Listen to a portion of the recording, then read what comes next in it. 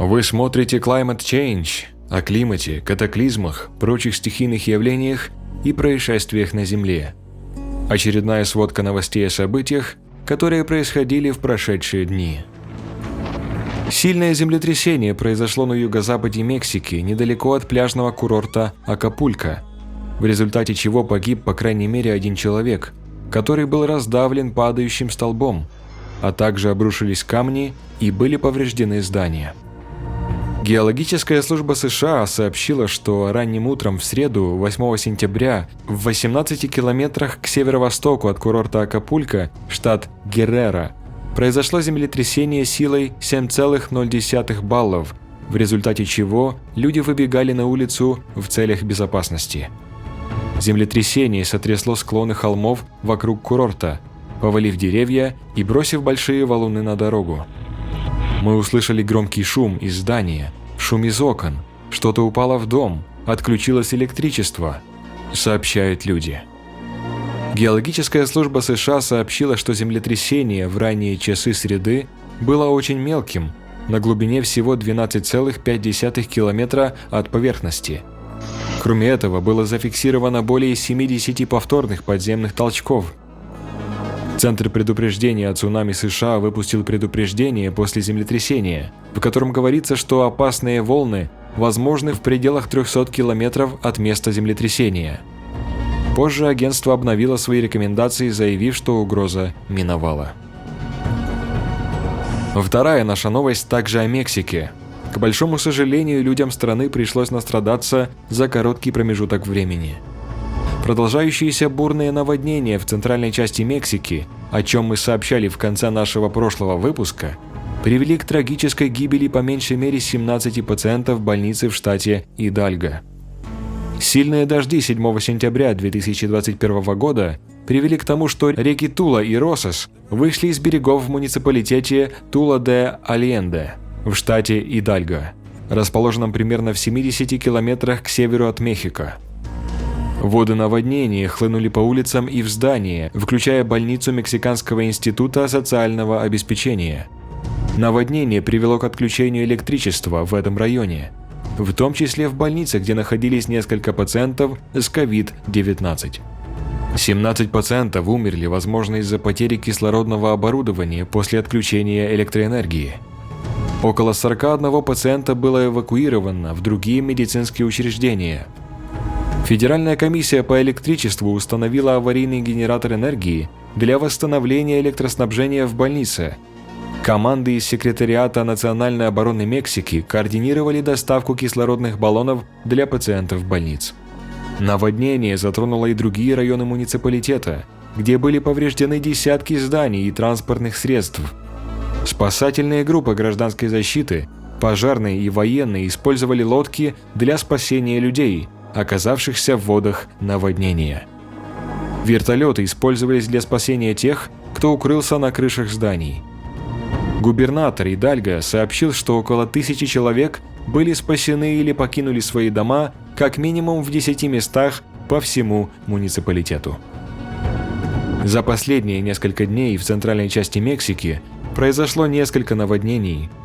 Обильные дожди вызвали разлив рек и ручьев в нескольких муниципалитетах штата Морелос 2 сентября 2021 года. 2 человека погибли после сильного дождя 6 сентября, вызвавшего внезапное наводнение в Экатепеке.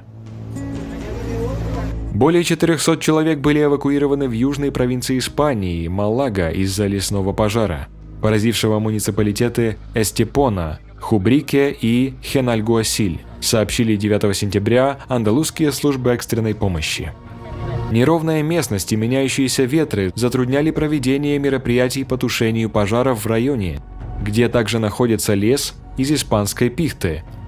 Природное пространство, которое считается особо ценным для окружающей среды на юге Испании, наряду с близлежащими горами Сьерра-де-лас-Ньевес.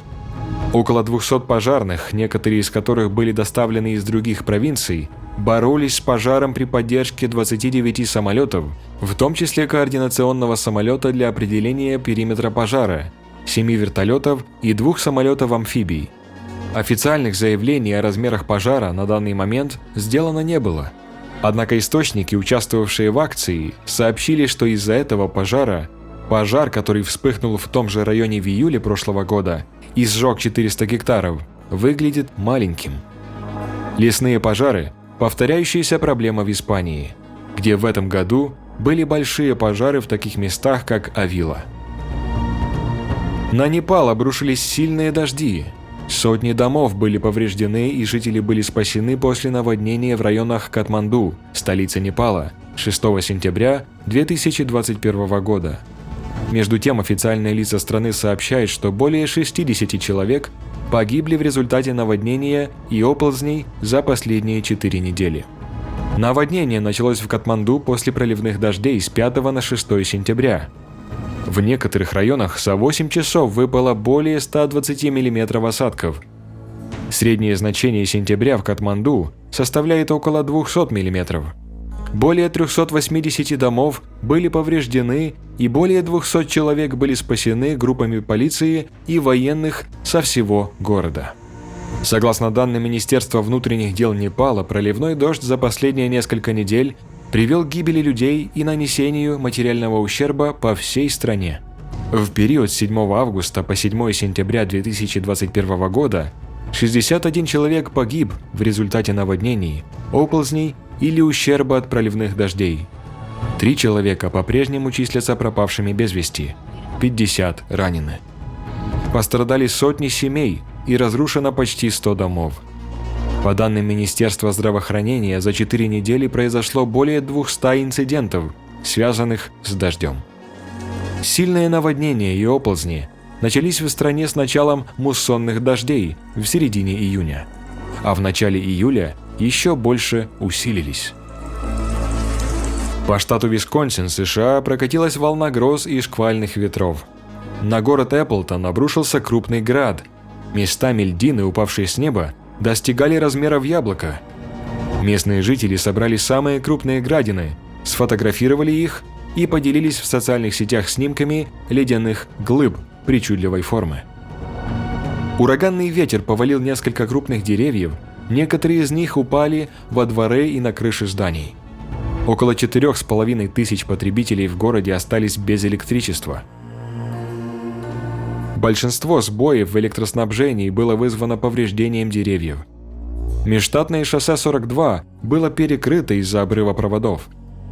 Национальная метеорологическая служба сообщила, что скорость ветра в заливе Эллисон во время шторма составляла 67 км в час.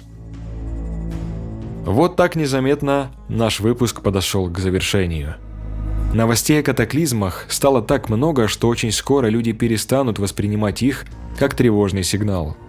Ведь мы всегда ко всему быстро привыкаем.